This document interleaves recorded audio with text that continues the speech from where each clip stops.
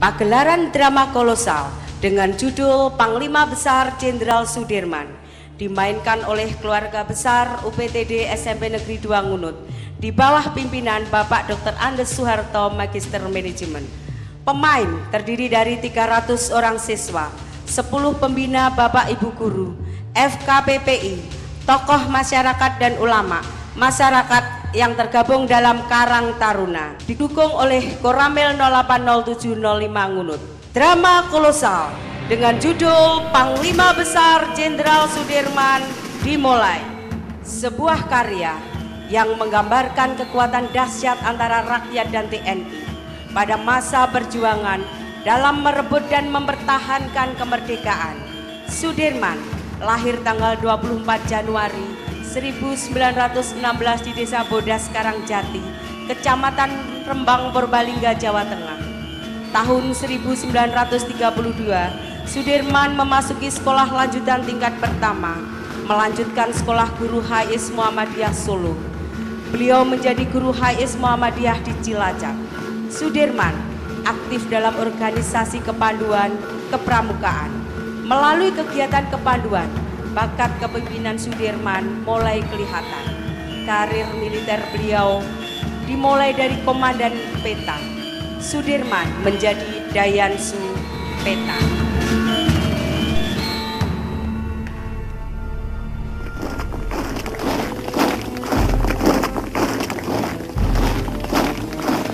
Pada tanggal 8 Maret 1942, bertepatan dengan penyerahan pemerintahan Hindia Belanda kepada pihak sekutu dalam perundingan Kalijati.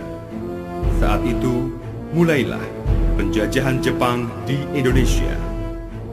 Sebagai penjajah, Jepang mempropagandakan diri sebagai saudara tua dan bahwa kelak kepada Indonesia akan diberikan kemerdekaan setelah Perang Asia Timur Raya memperoleh kemenangan. Pemerintah pendudukan tentara Jepang pada tahun 1943 membentuk pasukan yang diberi nama PETA, Pembela Tanah Air, di Pulau Jawa maupun luar Jawa. Dan Sudirman diangkat pemerintah Jepang menjadi anggota Shinsengkai. Dari situlah Sudirman memasuki dunia militer dan mengikuti pendidikan PETA sebagai komandan Daidanjo. Beliau dikenal luas oleh masyarakat karena beliau adalah tokoh daerah yang dicintai oleh anak buahnya dan mempunyai pengaruh luas di kalangan masyarakat karena ia sangat memperhatikan kesejahteraan anak buahnya. Ia tidak takut menentang perlakuan buruk opsir-opsir Jepang.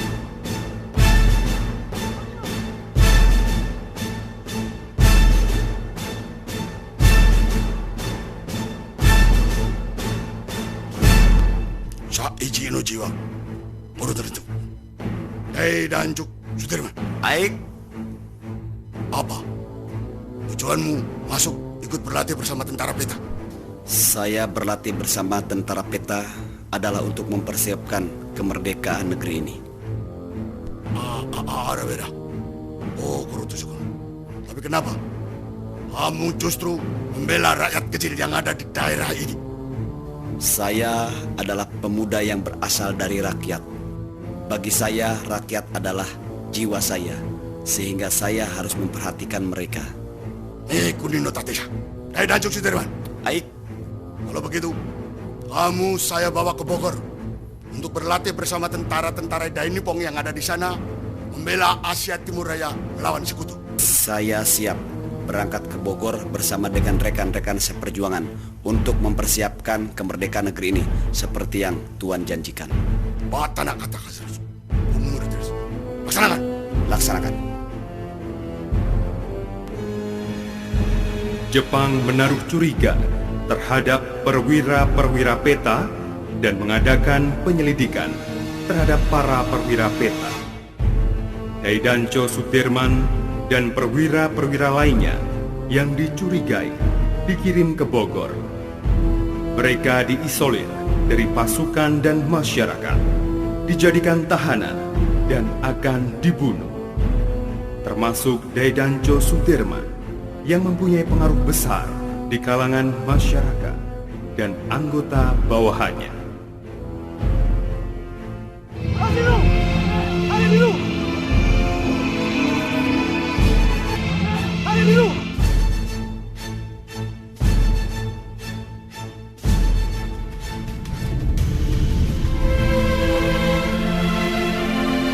Tuhan telah menentukan jalan sejarah bangsa Indonesia. Pada tanggal 14 Agustus 1945, Jepang menyerah kepada Sekutu setelah terjadi pengeboman di kota Hiroshima dan Nagasaki.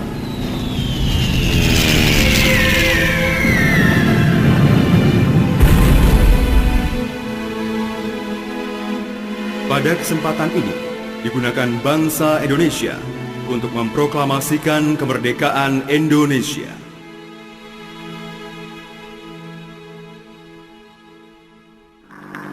Proklamasi. Kami, bangsa Indonesia, dengan ini menyatakan kemerdekaan Indonesia. Hal-hal yang mengenai pemindahan kekuasaan dan lain-lain diselenggarakan dengan cara saksama dan dalam tempo yang sesingkat-singkatnya. Jakarta, 17 Agustus 1945, atas nama bangsa Indonesia, Soekarno, Hatta.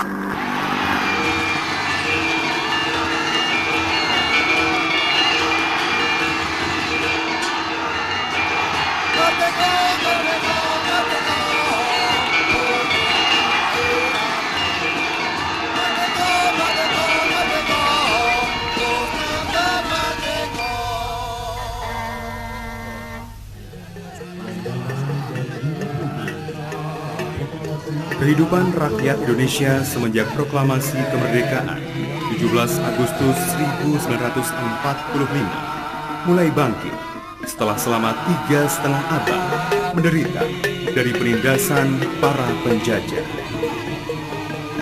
Terpancar sinar kebahagiaan dari wajah mereka. Perlahan mereka mulai bangkit dengan bergotong royong memperbaiki kesejahteraan hidupnya.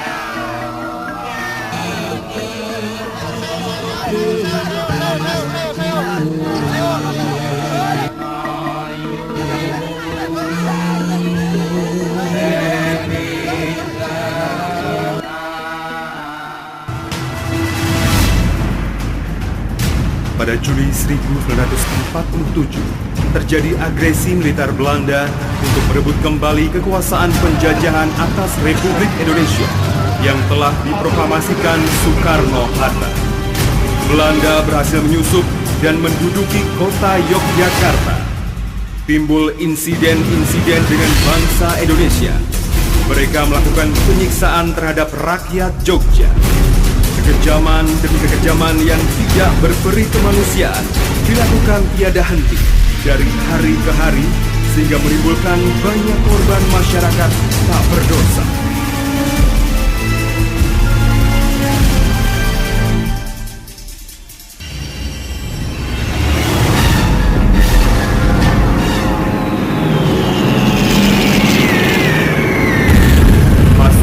TKR melakukan perlawanan di medan pertempuran yang tidak menentu. Menambah lagi.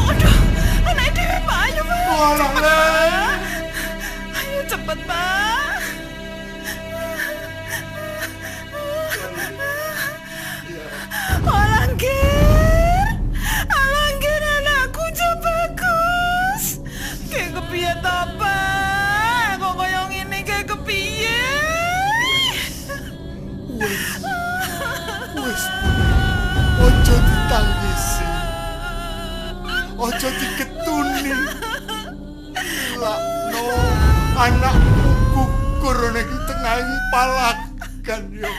Duh Gusti, kenapa tidak nyawa saya yang kambil Gusti? Wes, aku ora maido. Sepiro kempiling atimu ning lilakno ya Bune. Kudune kowe iki bombong, gembira, bangga melihat anak kita ikut berjuang membela tanah ini, membela bumi pertiwi ini. Piye to Pak? Anak yang dhewe lanang siji-siji nih, satu-satunya anak kita, Pak. Ikhlaskan, relakan, sebab tetesan-tetesan darah anak kita ini akan menyuburkan bumi ini, Bunda. Sebab bumi kita ini adalah bumi waris dari nenek moyang, bumi waris yang menyusui kita dengan mata air. Bumi kita ini adalah bumi yang harus kita pertahankan, bumi waris dari nenek moyang, bumi waris sekarang, bumi waris dari anak cucu kita nantinya.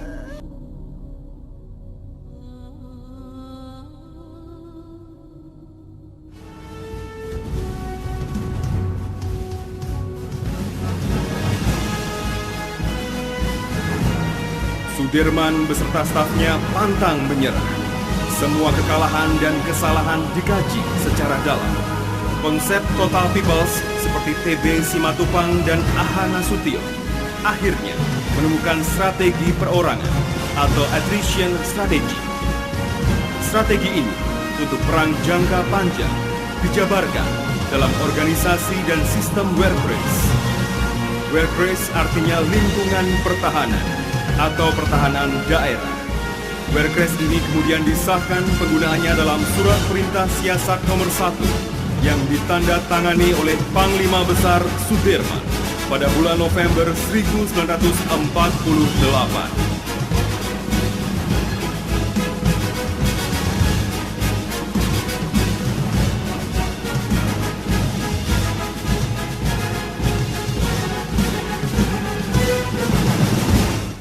Saudara-saudara, setelah melihat dan mengingat kondisi yang semakin gawat ini,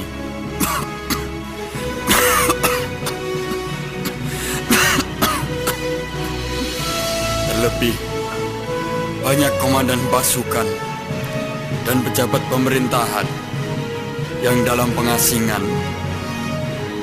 meminta petunjuk apa yang harus dilakukan dalam keadaan ini. Untuk itu, kita harus bisa mengatur siasat pertahanan terhadap serangan musuh bersama, yaitu Belanda, di wilayah masing-masing.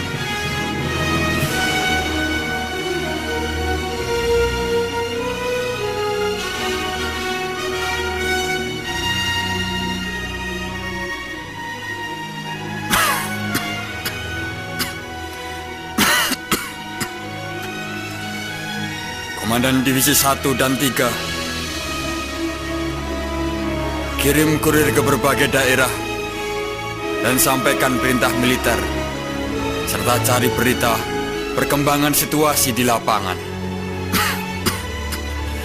Komandan Divisi 2 dan 4 atasi pertikaian antar komandan dengan membawa surat perintah yang sudah saya tanda tangani untuk mempersatukan TNI. Kita sebagai prajurit TNI harus sanggup mengangkat derajat Angkatan Perang Republik Indonesia.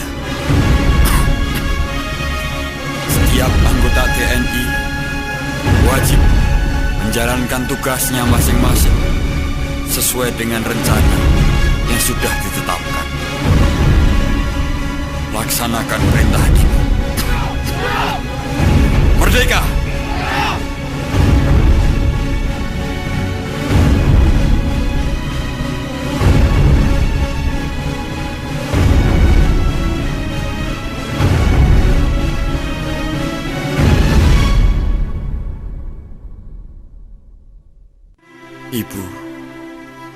Saya mohon pamit, Ibu.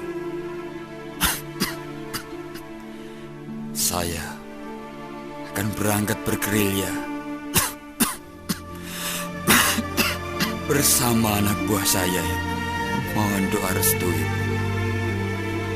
Yang anakku tak pengestoni.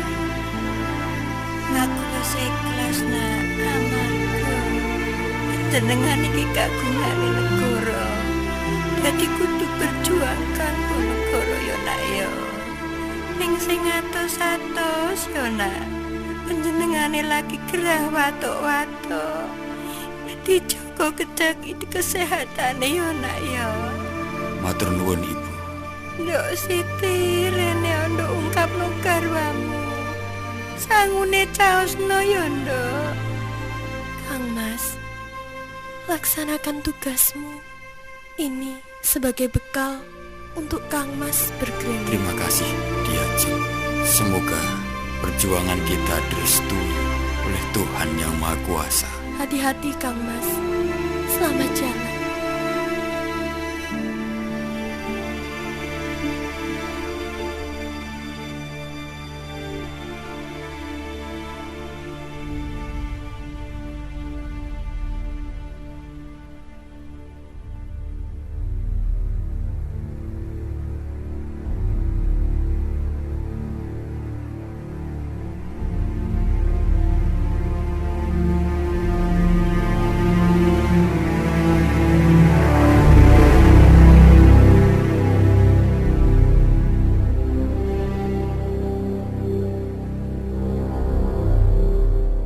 Walaupun dalam kondisi sakit, setelah menjalani operasi yang mengakibatkan satu paru-parunya tidak berfungsi lagi, Pak Dirman berangkat ke istana untuk menerima instruksi Presiden. Presiden menasihati agar Panglima Besar kembali ke rumah karena masih sakit. Presiden mengajak untuk tinggal di dalam kota, dan Pak Dirman menjawab, "Saya tidak mau berada di dalam kota. Buat saya, yang penting adalah anak-anak buah saya. Tempat saya yang terbaik adalah di tengah-tengah anak buah saya. Dan saya akan teruskan perjuangan gerilya dengan sekuat tenaga bersama seluruh prajurit." Hari itu juga, Jenderal Sudirman meninggalkan Yogyakarta, memulai perjalanan gerilya yang akan berlangsung kurang lebih 7 bulan lamanya. Bagi seorang yang masih sakit, perjalanan naik gunung, turun gunung, masuk hutan, keluar hutan, berpindah-pindah dari satu tempat ke tempat yang lain, dan sulitnya memperoleh obat-obatan, bukanlah perjalanan yang ringan. Tak jarang, Panglima Besar itu terpaksa kekurangan makanan selama beberapa hari.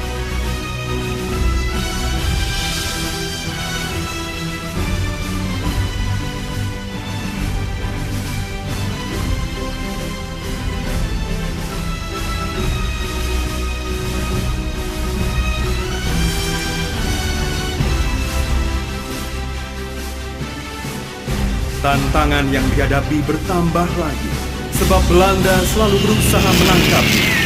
Beberapa kali terjadi serangan pasukan Belanda terhadap pasukan gerilya. Lebih baik mati di medan pertempuran daripada ditawan lawan.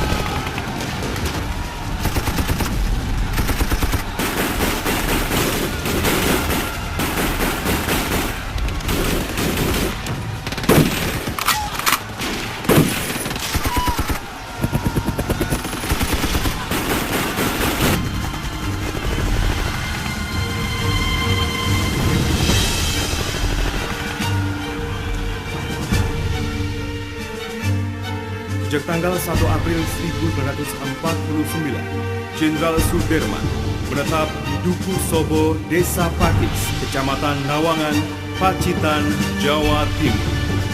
Di tempat ini, keadaan Panglima Besar mulai teratur dan dapat mengadakan hubungan dengan pejabat pemerintahan di Jogja melalui kurir.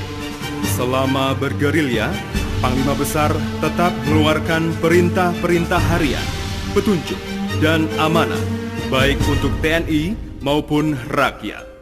Ia dengan tegas menolak perundingan antara Republik Indonesia dengan Belanda. Panjang seluruh rute gerilya Panglima Besar Jenderal Sudirman dihitung dari Yogyakarta sampai ke perbatasan Jawa Timur. Dari beliau berangkat dan kembali melewati kota besar dan kecil yang panjang rutenya mencapai 1.009 km. Sebagian besar ditempuh dengan berjalan kaki. Jenderal Sudirman diminta pulang kembali ke Jogja setelah mendapat laporan dari Letkol Soeharto bahwa kota Jogja sudah berhasil direbut kembali. Beberapa kali utusan pemerintah dikirim ke Sobo, namun tidak berhasil melunakkan pendirian. Akhirnya, pemerintah meminta Kolonel Gatot Subroto, Panglima Divisi 2. Jenderal Sudirman sangat menghargainya sebagai saudara tua. Alhamdulillah, Mas Panglima Besar. Anak-anak dalam keadaan baik. Dan Jogja telah berhasil jatuh ke tangan kita. Syukurlah. Saya dimatur sama Mas Panglima Besar bahwa Presiden Soekarno, Panglima tertinggi Angkatan Perang Republik Indonesia, memerintahkan saya untuk menjemput Dimas Panglima Besar untuk berkenan kembali ke Yogyakarta. Ya, baiklah kalau begitu. Saya percaya kepada Kang Mas. Mari, Dimas Panglima Besar berkenan ikut dengan saya. Anak-anak telah menanti kita di Yogyakarta. Mari, Kang Mas.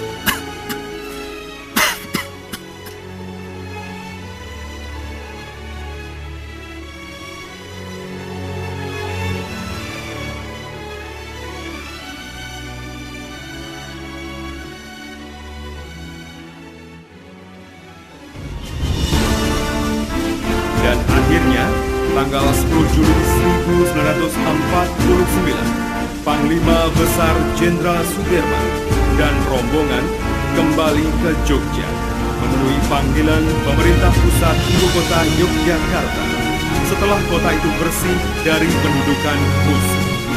Di sepanjang jalan, rakyat berjejal-jejal menyambut dengan meriah. Mereka ingin melihat wajah Panglima Besar yang lebih suka memilih medan gerilya daripada beristirahat di tempat tidur. Kehadiran beliau yang pertama sesudah bergerilya meliputi suasana. Pada saat parade militer penyambutan Panglima Besar di alun-alun Jogja, para perwira TNI tak kuasa meneteskan air mata setelah mereka menyaksikan dengan mata kepala sendiri keadaan fisik Panglima Besar yang kuat dan tulus.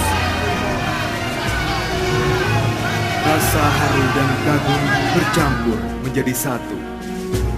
Hal itu menunjukkan betapa agungnya Jenderal Sudirman di hati anak buahnya.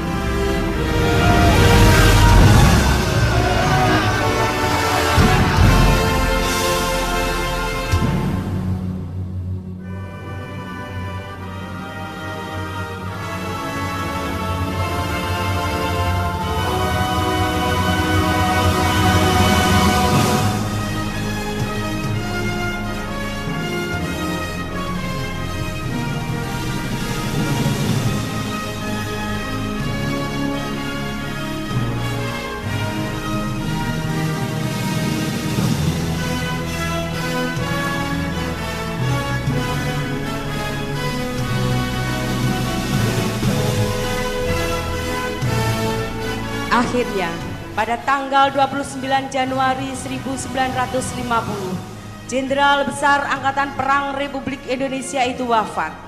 dimakamkan esok harinya di Taman Makam Pahlawan Semagi, Yogyakarta. Keteladanan beliau tidak pernah mati. Beliau menjadi panutan seluruh bangsa Indonesia, terutama bagi sejarah berdirinya TNI. Robek-robeklah badanku, potong-potonglah jasadku ini, tetapi jiwaku dilindungi benteng merah putih, akan tetap hidup, tetap menuntut bela siapapun lawan yang aku hadapi. Inilah amanat Panglima Besar Jenderal Sudirman yang mengilhami semangat dan kebulatan tekad bagi TNI bahwa NKRI harus utuh, tidak dapat ditawar lagi bagi siapapun juga. Bagi prajurit TNI, NKRI adalah harga mati. Kini jasadmu telah tiada, namun semangat dan kecintaanmu pada negeri ini tak pernah habis. Tertulis dengan tinta emas sebagai nafas perjuangan di setiap dada prajurit TNI dan bangsa Indonesia. Nyenyaklah dalam tidur panjangmu, wahai pahlawanku. Percayalah, tetesan darahmu tidak akan sia-sia. Tetesan darahmu akan membasahi bumi pertiwi, akan menyuburkan jiwa kami untuk tetap mempertahankan negeri ini. Dengan semangatmu dan keteladananmu, Garuda-Garuda muda tidak akan pernah mati. Garuda akan tetap mengepakkan sayapnya di atas langit biru dan akan meneriakkan pada dunia bahwa Indonesia bisa. Nyenyaklah dalam tidur panjangmu, wahai pahlawanku. Doa kami anak-anak bangsa selalu menyelimutimu.